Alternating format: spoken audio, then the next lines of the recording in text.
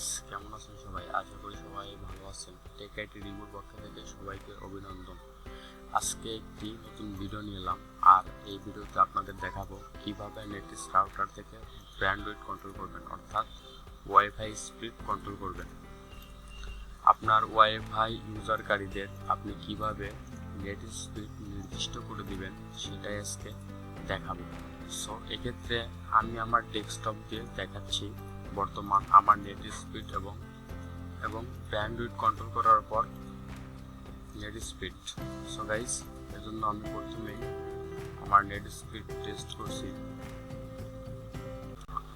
So guys, যারা আমার চ্যানেলটিতে নতুন তারা অবশ্যই পাশে থাকা লাল সাবস্ক্রাইব বাটনটি প্রেস করে অবশ্যই অল করে দেবেন। Thank you guys.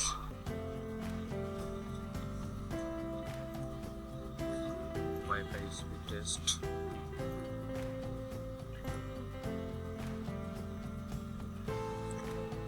So guys, আমি গো অপশন ক্লিক করছি।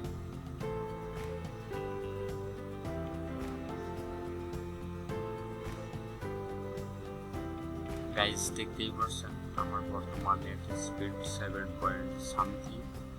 তো এটা ব্যান্ডউইথ কন্ট্রোল করার পর আপনাদের দেখাবো এটার পরিবর্তন হয় কিনা। সো গাইস, চলেন স্টার্ট করা যাক। এর জন্য প্রথমেই আপনাকে আরেকটি ব্রাউজার ওপেন করতে হবে। দেন নেটিস রাউটারের যেই লিঙ্ক সেটা হচ্ছে আপনার 192.168.1.1 এটা লিখে আপনাকে সার্চ দিতে হবে।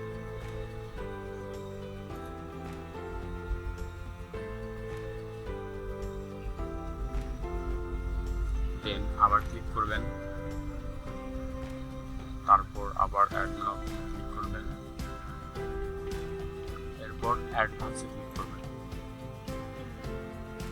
সো ব্যান্ডউইথ কন্ট্রোল করতে হলে আমার প্রথমে প্রয়োজন IP address. So IP address নেওয়ার জন্য আমি নেটওয়ার্কে ক্লিক করছি, নেটওয়ার্ক থেকে লান। এখানে আমি আমার ডেস্কটপ দেখতে পাচ্ছি, আর আমার ডেস্কটপের ম্যাক অ্যাড্রেস এখানে শো করছে। সো আমার ম্যাক অ্যাড্রেস দিয়ে আইপি অ্যাড্রেস বের করতে হবে। সো এখানে আমার ম্যাক অ্যাড্রেসের লাস্ট ডিজিট 2E.E7। সো এরপর আমি অ্যাডভান্সে ক্লিক করছি, অ্যাডভান্স থেকে এআরপি লিস্ট। সো গাইস, আমার লাস্ট যেই সংখ্যা ছিল সেটা হলো 2E.E7। সো গাইস, এটা আমার ম্যাক অ্যাড্রেস, তাহলে এটা আমার আইপি অ্যাড্রেস। আমি আমার আইপি অ্যাড্রেসটা কপি করে নিচ্ছি।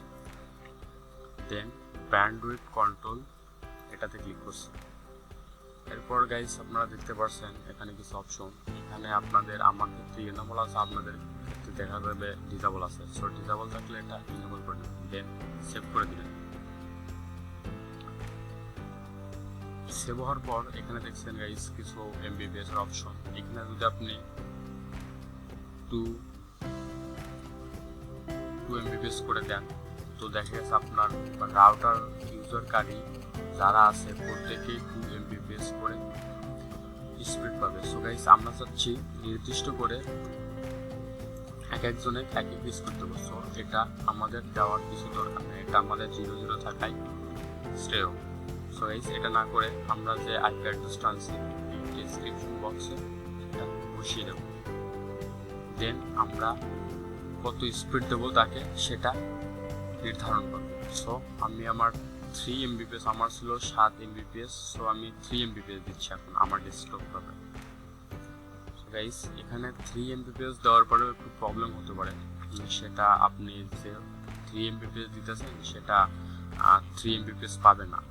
তো 3 এমবিপিএস যাতে পাই এর জন্য আপনাকে একটু বেশি দিতে হবে। এর জন্য আমি 3.1 করে দিচ্ছি। এতে করে দেখা যাবে আমার 3 এমবিপিএস থেকে যাবে।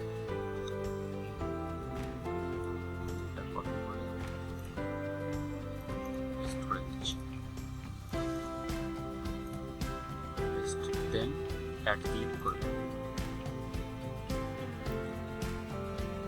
গাইস, আমার অ্যাড হয়ে গেছে। এরপর চলুন আবার আমি আমার নেট স্পিড দেখে আসি আমার বর্তমান নেট স্পিড কত।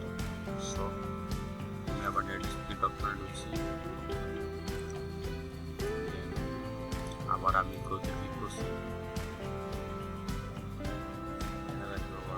আমার নেট স্পিড কত